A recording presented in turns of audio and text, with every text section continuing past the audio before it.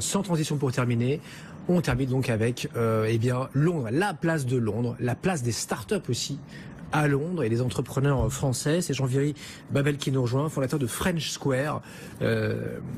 Bonsoir Jean, bienvenue. Bonsoir. Merci de donc partager cette info avec nous. Là, vous allez ouvrir cette semaine un incubateur pour les Français qui veulent s'implanter, s'exporter, diront certains, sur la place britannique que vous connaissez par cœur, puisque vous y travaillez depuis des années.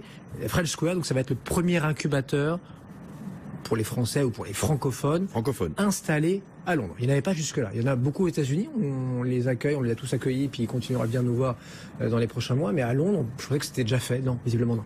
Non, aucun. On est les premiers. C'était un manque parce que Londres est une grosse place pour les Français. On est beaucoup. On est 250 000, voire même plus. Et on avait tenté de le lancer un petit peu avant le Brexit, mais on a été un petit peu freiné. Ouais. Et l'appétit est revenu. C'est vous qui avez été freiné, Jean, ou ce sont les startups, les entrepreneurs qu'on dit voilà, la Grande-Bretagne, il y a autre chose à faire que le UK actuellement, donc. Oui, effectivement, les entrepreneurs, les startups, il y a eu un petit mouvement de recul, mais qui a duré quelques semaines.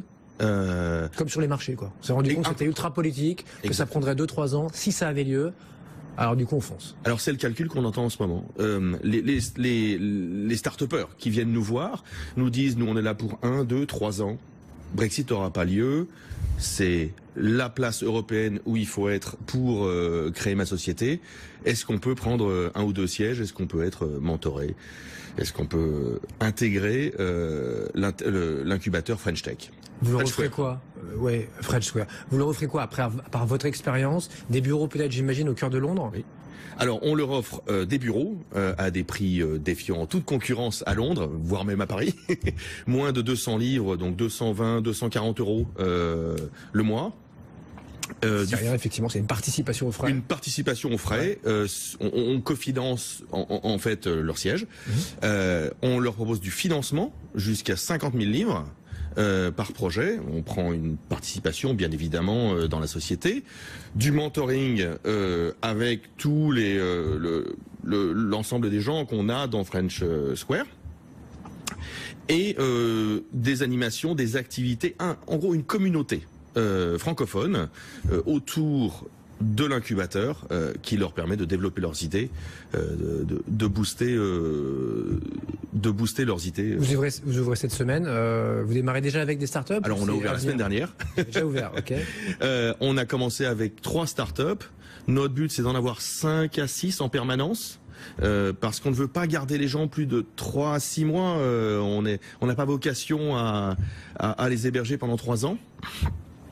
On attend notre secrétaire d'État pour l'inauguration au mois de novembre avec le maire de Londres. Ce qui serait le nouveau maire de Londres, ouais. Le nouveau maire de Londres. Oui, on compte avoir le prochain. On est le plus vieux organisateur d'événements à Londres qui s'appelle les apéros entrepreneurs. Tous les premiers jeudis du mois, si jamais vous êtes à Londres.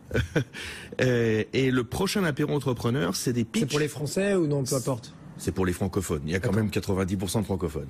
Et le prochain, c'est sur les pitchs pour intégrer l'incubateur. D'accord. Donc on a 4 ou 5 start-upers qui viennent nous voir, qui présentent, et le public vote pour savoir qui aura le droit d'intégrer. Et d'un mot, vous avez une spécialité, Jean, c'est-à-dire que vous êtes plutôt, j'en sais rien, boîte du web, e-commerce, fintech, très présente à Londres, ou peu importe le secteur.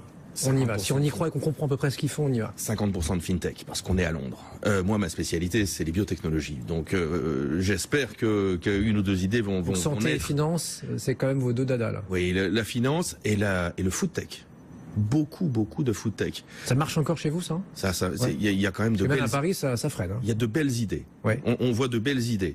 Le vrai problème qu'on a, c'est trier. C'est-à-dire de faire le choix entre quelle idée va marcher, quelle idée nous intéresse aussi. C'est pas juste un point de vue purement économique. Donc si on veut pitcher, il faut se rendre à Londres quand? Le 6 octobre, ouais. À l'apéro entrepreneur, il suffit de taper apéro entrepreneur dans sur un Google. Mois, à Londres, apéro entrepreneur. Oui, on a 3 minutes pour pitcher, 5 minutes de questions, et ceux qui passeront à ce moment-là devant le comité de sélection. Il y a de 5 000 à 50 000 000 livres à gagner. On prend un petit pourcentage de la société. 3 à 6 mois de mentoring et on est en plein cœur de Londres, à Holborn. Ça s'appelle donc French Square sur BFM Business. À très vite dans Tech & Co. Courte pause, autre start-up à suivre dans un instant. Et puis on va revenir sur Samsung, ce méga rappel, 2,5 millions de téléphones, de phablettes, puisque c'est un smartphone et une tablette. Et c'est passé comme lettre à la poste à la bourse de Séoul. L'action s'est même payé le luxe de terminer en légère hausse. On y revient dans un instant, à tout de suite.